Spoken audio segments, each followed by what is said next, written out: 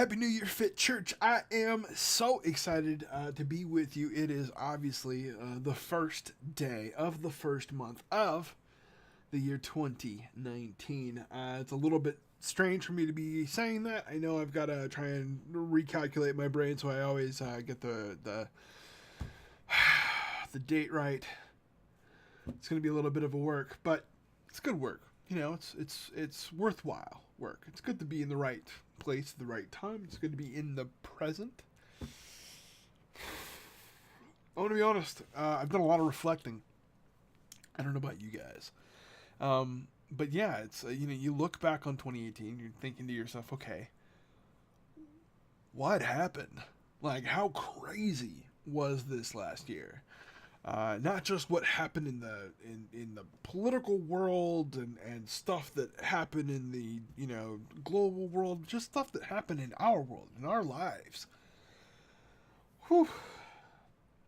I don't know about you. I'm walking in a little bit tired.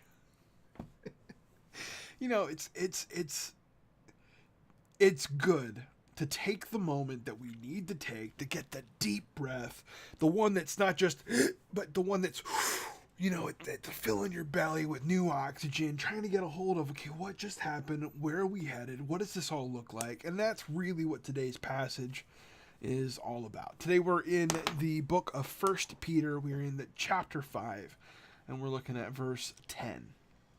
It says, "In his kindness, God called you to share in his eternal glory by means of Christ Jesus.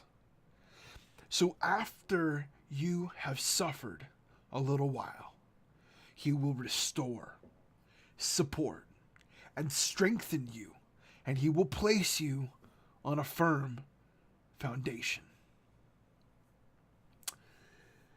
Guys, I am praying and I am focusing and I am relying on God as we move forward. I have had a couple of years. I was sick in 2016. 2017, I had this kind of bounce back trying to get things figured out. At the end of the year, I started putting things together. 2018, I kind of continued building on that a little bit, focusing on different parts of my health a little bit as we kind of went along. And then really focused on my mental health. I mean, I've had it several years where it's been kind of this process of having certain things kind of hammered into place. Certain things that were wedged and forge welded, and I don't know. This is something I'm geeking out about right now, but if you know anything about how you build metal tools, whether they're knives or it's things like shovels or anything that you would use that's a metal tool, like, you have to take that raw metal and you have to put it through extreme heat, and then you have to apply extreme amounts of pressure, and it's only when you've done that process over and over that metal really settles into that shape. And after that metal settles into that shape, to hold that shape, you then have to do one last treatment of heat to assume that shape for the long term. And so I think it's really important that we recognize we're pretty similar to that. We end up needing to go through these moments of suffering, as the passage said. Those moments are important. Those moments were not escaped by Christ himself. Those moments were important to him proving out his humanity as well as his godhood. It's so important for us to recognize that these trials, these moments of tribulation, that these are also a part of our story. And that doesn't mean it's fair.